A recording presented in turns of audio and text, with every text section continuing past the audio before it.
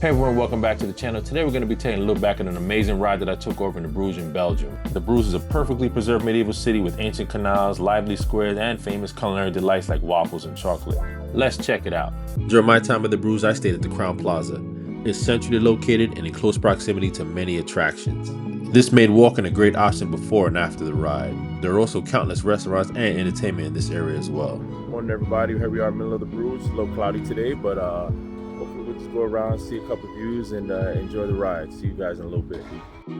Bruges is the capital of West Flanders in northwest Belgium, distinguished by its canals, cobble streets, and medieval architecture. It was nicknamed Venice of the North because of its network of canals once vital for trade. So for many visitors, they call it the Bruges, but the locals call it Brugge, and it's also spelled differently as well. But the names are interchangeable. Even when I was doing research for the video, if you went on some of the websites, you could say that both names are used. It just depends on who's saying it. During the 13th and 15th century, the Bruges was the wealthiest and most important trading centers in Europe, even rivaling London in population at one point. It prospered as the center for the wool and cloth trade. A key part of the city's trade success was the Sint Channel, which connected the city to the North Sea, making it a major port. During the 15th century, this canal began to silt up and the city lost its direct sea access, leading to an economic collapse. Ironically, the collapse preserved this medieval architecture. So this neglect meant that the city had no funds or technology to destroy old buildings and rebuild new buildings in their place.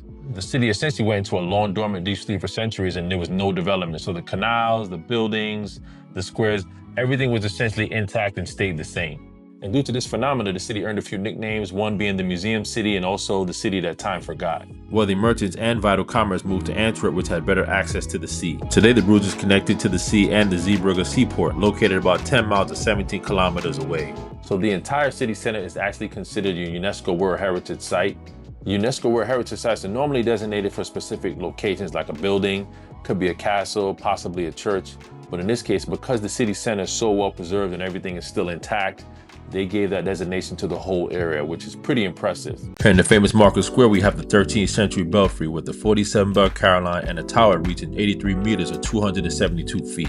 Visitors can climb the tower, which provides amazing panoramic views of the city. The Market Square includes countless attractions like tours, horse carriage rides, and entertainment. Some of the local buildings are the highlight of this area and have been used in film and production in television and movies.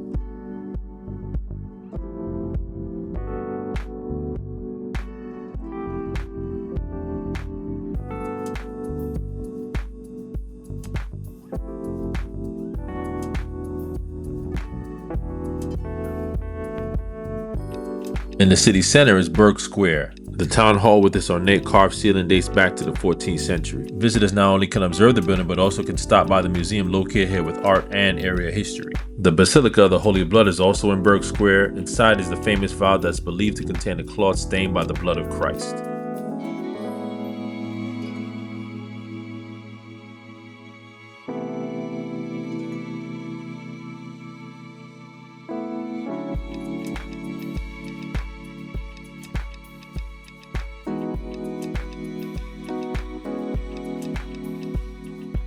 Near Burg Square, we get some amazing views of canals in this area. There are canal tours that take you to the most scenic parts of the city and they last about 30 minutes. This provides you with a different perspective of the city and really enhances the Bruges experience.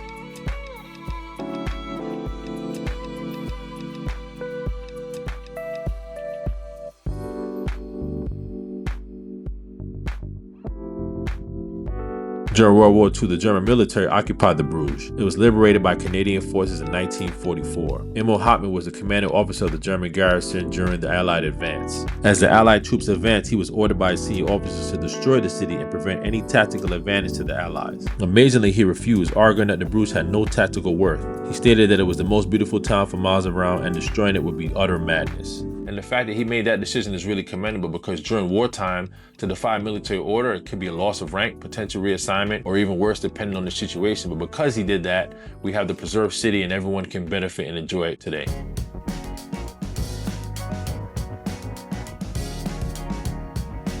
From here, our ride takes us outside the historic city center and into some of the more residential areas, including the St. Gillis and St. Anna quarters. While the entire city is beautiful, the quarters outside the central core are distinctly more residential, offering a quieter, more authentic glimpse into daily life in Bruges.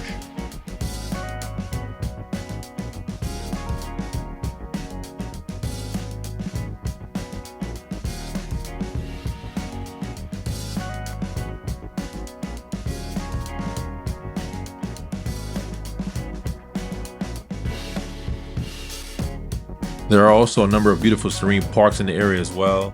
Now we're on our way to check out 2 of these parks and one of the remaining city gates in Bruges.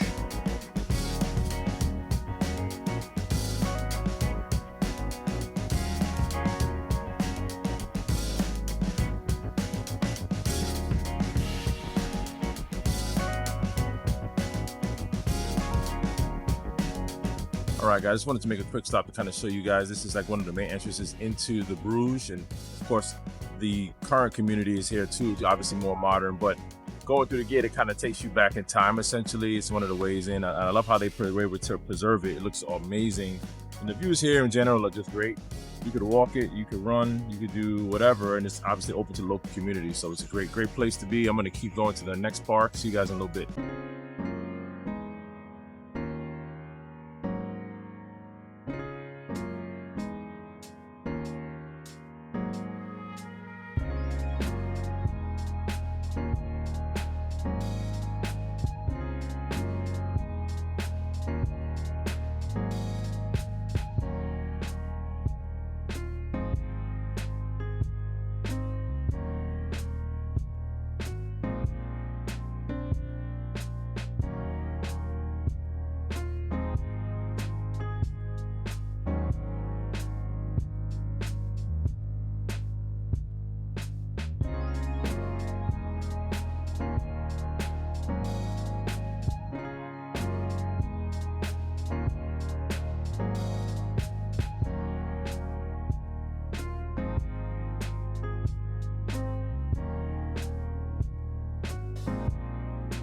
In addition to the amazing architecture, Belgium is also famous for its food. Like many other locations in the country, you can find the famous frites or fries, as us Americans call it. You can find chocolate, waffles, and beer. Now, I didn't have a lot of time to try everything, but one thing I did do was stop to have a Belgian waffle. I was able to find a local spot right near the hotel after the ride, and I really enjoyed it. It was great. There are also museums that are dedicated to food as well. You have the Friet Museum, the Fries Museum. They have the Chocolate Store, the Chocolate Museum, that's also here.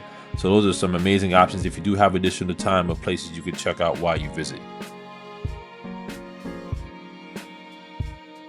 The Bruges, Belgium is hands down one of the most notable historic cities in Europe. This city is easy to navigate, although some cobble streets might present some challenges for bicycles.